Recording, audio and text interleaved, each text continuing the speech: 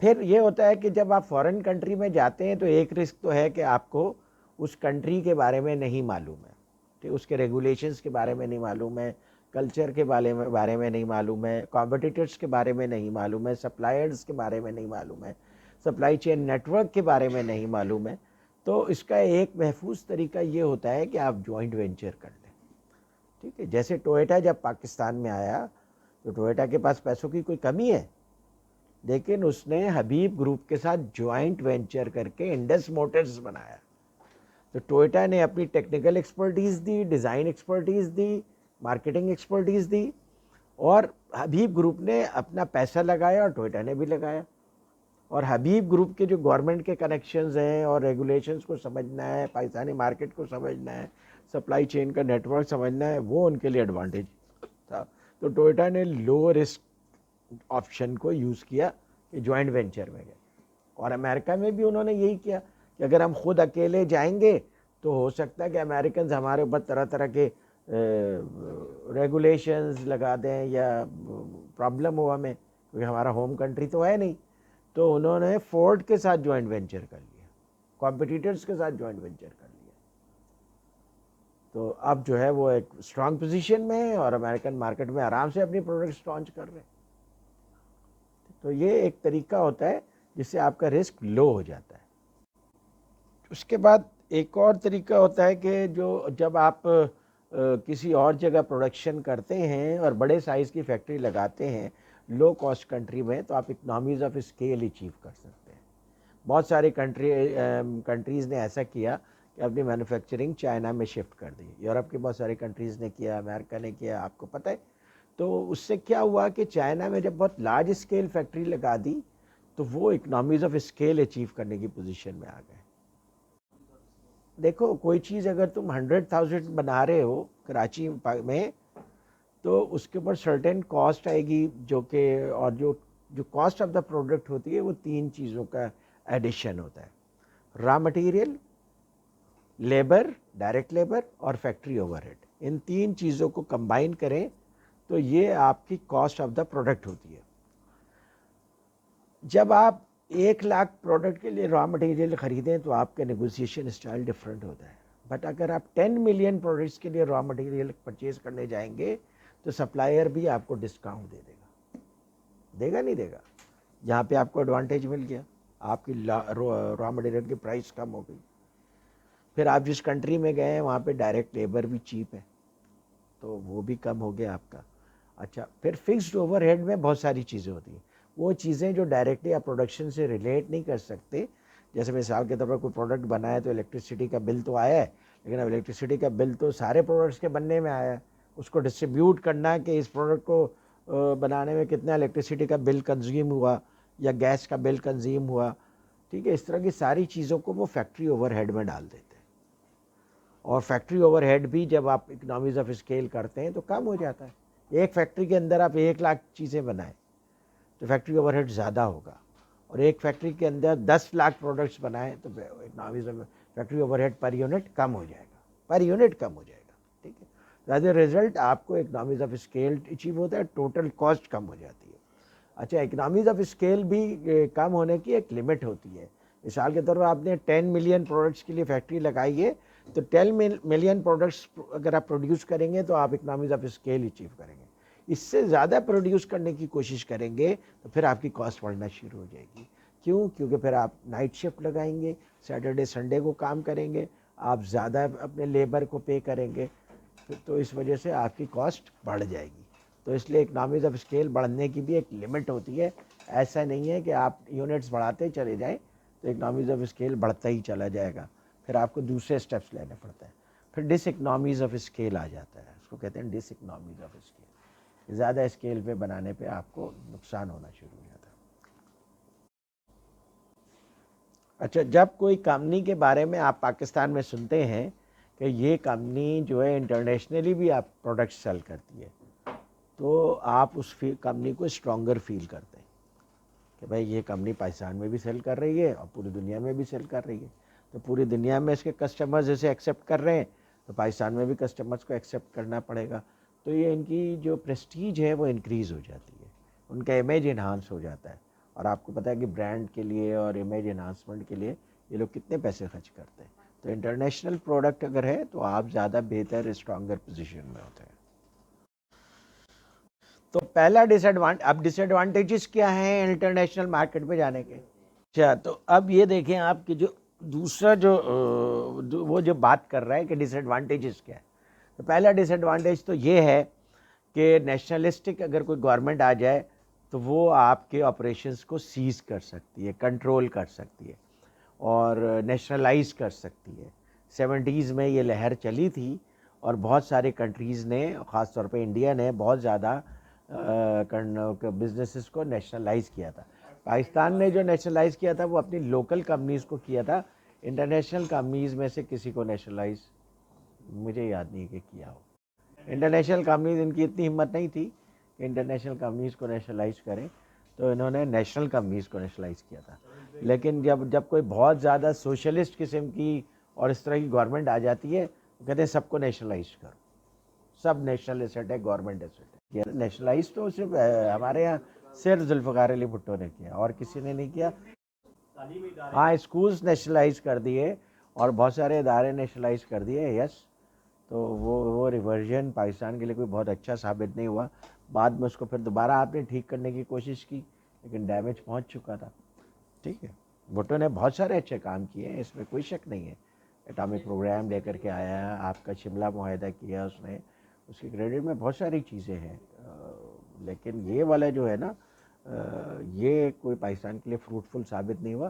حالانکہ اس نے نیک نیتی سے کیا تھا. اس کا مقصد یہ تھا کہ جو ایوب خان کے زمانے میں محرومیاں پیدا ہوئی تھی نا ماسز میں, ماسز کو کچھ نہیں مل رہا تھا اینڈ 22 فیملیز ور گروئنگ, تو اس نے بیسیکلی اس کو ریورٹ کرنے کی کوشش کی تھی.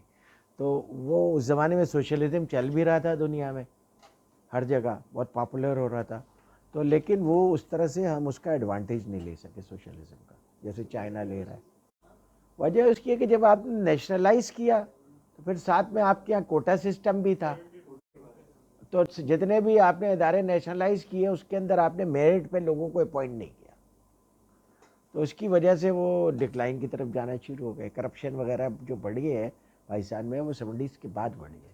70s سے پہلے, 80 سے پہلے کرپشن نہیں تھی.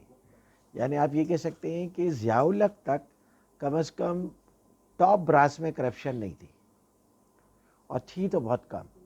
ٹھیک ہے, مطلب Zulfiqar Ali Bhutto was not corrupt. اس کے اوپر ایک کرپشن کا الزام ضیاء الحق نے بہت کوشش کر لی, نہیں ثابت کر سکا. کوئی ایک 40,000 روپے کا کیس نکلا تھا, وہ بھی پتہ چلا کہ اس نے پے کر دیا تھا.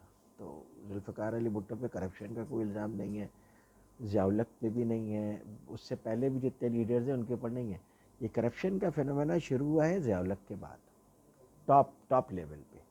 ٹھیک ہے, پیسے لے رہے ہیں, اس پیسے سے اگر آپ کوئی انڈسٹریز لگائیں تب تو امید ہے کہ کچھ آپ کی اکنامی گرو کرے گی اور اس سے آپ پیسہ واپس کر لیں گے. ان پیسوں سے آپ لگژری کارز خریدیں اور اپنا اسکواڈ بڑھا دیں کہ پہلے 50 گاڑیاں آپ کے پیچھے جاتی تھیں, اب 100 گاڑیاں آپ کے آگے پیچھے جاتی ہیں. ان چیزوں پہ خرچ کریں, سرکاری افسران کے لیے بڑے بڑے گھر بنا دیں, تو یہ تو کوئی پروڈکٹیو ایسٹس نہیں ہے. تو یہ پھر اگین آپ قرضہ اور قرضے میں چلے جائیں گے. اس وقت ہر پاکستانی 2.5 لاکھ روپے کا مقروض ہے, ٹوٹل انٹرنل اور ایکسٹرنل ڈیٹ ملا دیں. اب کتنے پاکستانی ہیں جو 2.5 لاکھ پے کر سکتے ہیں؟ تو اس کا مطلب یہ ہے کہ جب اگر آپ کی یہ روش ختم نہیں ہوئی آپ ڈیفالٹ کریں گے. ٹھیک, کیونکہ آپ یہ اب پیسہ کس لیے لے رہے ہیں؟ قرضہ پے کرنے کے لیے, اور پیسے لیے جا رہے ہیں اور پیسے لیے جا رہے ہیں. لیکن آپ کو یہ صورت نہیں سوچ رہے کہ میں اپنی انکم بڑھاؤں اور انکم سے جو آئے وہ میں انٹرسٹ میں پے کروں. اس کی کوئی کسی کو فکر نہیں ہے. تو ظاہر ہے کہ ایک ٹائم آئے گا کہ آپ قرضہ ادا کرنے کی بھی پوزیشن میں بھی نہیں ہوں گے. دوسرا خطرہ یہ ہو گیا کہ جب آپ نئے کلچر میں جاتے ہیں تو وہاں نئے کنٹری میں جاتے ہیں تو وہاں کا کلچر ڈفرینٹ ہے, سوشل ویلیوز ڈفرینٹ ہیں, کمپٹیٹرز ڈفرینٹ ہیں, سپلائرز ڈفرینٹ ہے, ٹیکنالوجی ڈفرینٹ ہے, لیبر مارکیٹ ڈفرینٹ ہے, اور آپ کو ان کے ساتھ جو ہے وہاں کے نارمز ڈفرینٹ ہے, ریلیجن ڈفرینٹ ہے, ایٹنگ ہیبٹس ڈفرینٹ ہے. ٹھیک ہے, تو اب جو ہے وہ اب تو پھر بھی کافی انڈرسٹینڈنگ پیدا ہو گئی ہے کہ مسلم حلال شراب پیتے ہیں لیکن حلال کھاتے ہیں. ٹھیک ہے, یہ تو اب پتہ چل گیا ہے گوروں کو. تو اسی طریقے سے اور بھی آپ کو ان کو پتہ چل گیا کہ بھائی فرائیڈے کو آفٹر نون میں ان کو ضروری جانا ہوتا ہے نماز پڑھنے کے لیے. اب تو پھر بھی جب سے یہ انٹرنیٹ آیا ہے کلچرل انڈرسٹینڈنگ بڑھتی چلی جا رہی ہے, لیکن جب انٹرنیٹ نہیں تھا تو ظاہر ہے اتنی کلچرل انڈرسٹینڈنگ نہیں تھی. تو جو کوئی بھی کنٹری, کوئی بھی کمپنی جب دوسرے کنٹری میں جاتی تھی تو اپنے ویلیوز کو امپوز کرنے کی کوشش کرتی تھی. ایز اے ریزلٹ ایک کلچرل کانفلکٹ پیدا ہوتا تھا. ٹھیک ہے, کیونکہ ہمارے یہاں کچھ لوگ ایسے ہوتے ہیں کہ جان دے دیں گے لیکن شلوار ٹخنے سے نیچے نہیں ڈالے, ریلیجیس ویلیو ہے ان کی. تو وہ اگر کسی امریکن کمپنی کو جوائن کریں گے تو سب سے پہلے اعتراض تم کا یہ ہوگا بھائی تم چپل پہن کے کیوں آتے ہو, شلوار قمیض کیوں پہن کے آتے ہو, یہ کون سا کپڑا ہے. میں اگزامپل دے رہا ہوں, اس طرح اور بہت ساری چیزیں ہوتی ہیں. تو وہ پھر اس کو کہیں گے تم پینٹ شرٹ پہنو, وہ کہے گا میں مر جاؤں گا پینٹ شرٹ نہیں پہنوں گا, میں تو مسلمان ہی نہیں رہوں گا. بہت سارے لوگ اس لیول تک سوچتے. ٹھیک ہے, تو ان سب جیسے انگریزوں کی فوج میں جو کوئی نوکری کرتا تھا تو وہ داڑھی نہیں رکھنے دیتے تھے. ٹھیک ہے, وہ ان کا کلچر تھا, اور چونکہ آپ کو ڈومینیٹ کرتے تھے اس لیے اپنے رولز آپ کے اوپر امپوز کرتے تھے. بہت سے بہت پرمیشن لے کر کے آپ مونچھیں رکھ سکتے تھے, اس کے لیے بھی پرمیشن لینا پڑتا تھا. وہ ابھی تک ہے لا. جب میں نیوی میں تھا تو میں مونچھیں رکھنا چاہ رہا تھا تو مجھے اپنے ایگزیکٹو آفیسر سے پرمیشن لینا کی ضرورت پڑی. تو یہ وہ ٹریڈیشنز ابھی تک. تو جب آپ کو دوسری کنٹری میں جاتے ہیں تو وہاں کے بزنس فیکٹرز کا نہیں پتہ ہوتا ہے, سوشیو اکنامک فیکٹرز کا نہیں پتہ ہوتا ہے, ٹیکنالوجی کا نہیں پتہ ہوتا ہے, لیبر کا نہیں پتہ ہوتا ہے, ریگولیشنز کا نہیں پتہ ہوتا ہے. So it becomes difficult for you to do business there. تو اس لیے ایک طریقہ یہ ہوتا ہے کہ آپ جوائنٹ وینچر کر لیتے ہیں. پھر یہ بھی ہوتا ہے کہ جو فورن لینڈ میں کمپٹیٹرز ہوتے ہیں ان کے ویکنیسز کو آپ ہو سکتا ہے اوور اسٹیمیٹ کریں. ٹھیک ہے, اور وہاں جا کے پتہ چلے کہ وہ کافی اسٹرانگ ہے, تو اس لیے آپ کو ٹف کمپٹیشن کا سامنا ہو سکتا ہے. جیسے پی این جی کے ساتھ ہوا پاکستانی مارکیٹ میں, کہ پی این جی بہت عرصے کے بعد آئی یونیلیور کے, اور یونیلیور نے ان کو بہت ٹف ٹائم دیا پاکستانی مارکیٹ میں. تو یہ دس میں ہیپن ان یور کہ جناب آپ کے کمپٹیٹرز آپ کی توقع سے زیادہ مضبوط ثابت ہو سکتے ہیں. آپ دیکھیں کہ ہمارے کون سے فیٹ گاڑی ہے, ان کے لیے کمپٹیٹرز اتنے اسٹرانگ ثابت ہوئے کہ اس کو اپنی مینوفیکچرنگ فیصل آباد شفٹ کرنی پڑی. کون سی گاڑی؟ جی, یہاں پہ یہ جو 3 جیپنیز کمپنیز ہیں انہوں نے اس کو اسٹیبلش ہی نہیں ہونے دیا, اور ظاہر ہے کہ اپنے لنکس جو گورنمنٹ کے ساتھ ہیں اس کو یوز کیا ہوگا, اور ایز اے ریزلٹ وہ کمپنی اپنے آپ کو شفٹ کر کے وہ فیصل آباد چلے گئے, حالانکہ ساری وینڈر انڈسٹری کراچی میں. اسی طریقے سے والوو لاہور چلی گئی, فاکس ویگن بلوچستان میں. ٹھیک ہے, تو یہ اس وجہ سے, حالانکہ آپ دیکھیں امریکہ میں جو 3 بگ ہیں وہ تینوں کے تینوں ڈیٹرائٹ میں, فورڈ, جی ایم, کرائسلر. ٹھیک ہے, اور بھی آٹوموٹیو ہیں, ان امریکہ کے جو 3 بگ ہیں وہ ڈیٹرائٹ میں. ریزن اس کے آپ جہاں پہ وہاں پہ ہونا چاہتے ہیں جہاں پہ آپ کو لیبر اویلیبل ہے, ظاہر ہے وہاں کے لوگ ایجوکیشن بھی اسی طرح کی حاصل کرتے ہیں, وہاں پہ آپ کو ٹیکنالوجی بھی اسی طرح کی مل جائے گی, وہاں پہ آپ کو وینڈرز بھی اسی طرح کے مل جائیں گے. لیکن یہاں پہ ظاہر ہے کہ پولیٹیکل فیکٹرز بھی کام کرتے ہیں, تو اس لیے کئی آپ کے شفٹ ہو گئے لاہور اور فیصل آباد. حالانکہ زیادہ ایڈوانٹیج تو یہ ہے کہ وہ کراچی میں مینوفیکچر کریں, ریجن اس کے پورٹ سے قریب ہے, زیادہ تر آئٹمس تو امپورٹڈ ہوتے ہیں, اور وینڈر انڈسٹری بھی زیادہ تر یہاں پہ ہے. ٹھیک ہے, لاہور کا ایک ایڈوانٹیج ہے کہ لاہور میں میٹل ورک بہت اچھا ہے, گجرانوالہ میں میٹل ورک بہت اچھا ہے, much better than that in Karachi. That میں بھی یہ ریزن میں اس کو, مگر میں سمجھتا ہوں کہ یہ پولیٹیکل فیکٹرز تھے زیادہ. اچھا, لینگویج, کلچر اور ویلیو سسٹم جو ہے نا وہ ہر جگہ ڈفرینٹ ہے. ٹھیک ہے, لینگویج, کلچر اور ویلیو سسٹم ہر جگہ ڈفرینٹ ہے, تو آپ کو وہاں کے لینگویج, کلچر اور ویلیو سسٹم کو سمجھنا ہوتا ہے, اور یہ ضروری ہے, تب کہیں جا کر کے آپ وہاں پہ اسٹیبلش ہو سکتے ہیں. اب انٹرنیشنلی انگلش ایک لینگویج بن کے ابھر رہی ہے, لگ یہی رہا ہے کہ انٹرنیشنلی اب یہی لینگویج چلے گی, کیونکہ بہت سارے لوگ اسے اڈاپٹ کر رہے ہیں, اور اس سے بھی زیادہ ایک بہتر ٹیکنالوجیکل ڈیولپمنٹ آ رہی ہے کہ اب آپ اپنی لینگویج میں بات کریں, جو ٹرانسلیٹر ہے وہ آپ کی بات اس تک پہنچا دے گا. تو شاید یہ لینگویج بیریئر ختم ہی ہو جائے دنیا سے, کیونکہ یہ آرٹیفیشیل انٹیلیجنس بیسڈ ہوتا ہے, تو اس کے اندر سیلف لرننگ بھی ہوتی ہے. اگر شروع میں کوئی غلطی ہوتی بھی ہے, آہستہ آہستہ اڈاپٹ کر کے اپنے آپ کو زیادہ ریفائن کر لیتا ہے تیزی سے. جیسے مثال کے طور پہ پہلے میں جب مائکروسافٹ ورڈ کے ڈکٹیشن پہ کام کرتا تھا تو اٹ واز پیتھیٹک, میں بولتا کچھ تھا, وہ ٹائپ کچھ کرتا تھا. لیکن اب مائکروسافٹ کا ڈکٹیشن بہت اچھا ہو گیا ہے, اور وہ آپ کے ایکسنٹ کو پک کر لیتا ہے. حالانکہ ہمارا ایکسنٹ جو ہے وہ امریکنز یا یورپینز جیسا نہیں ہے, but even then it picks my accent. Reason is کہ اب یہ آرٹیفیشیل انٹیلیجنس بیسڈ ہو گیا.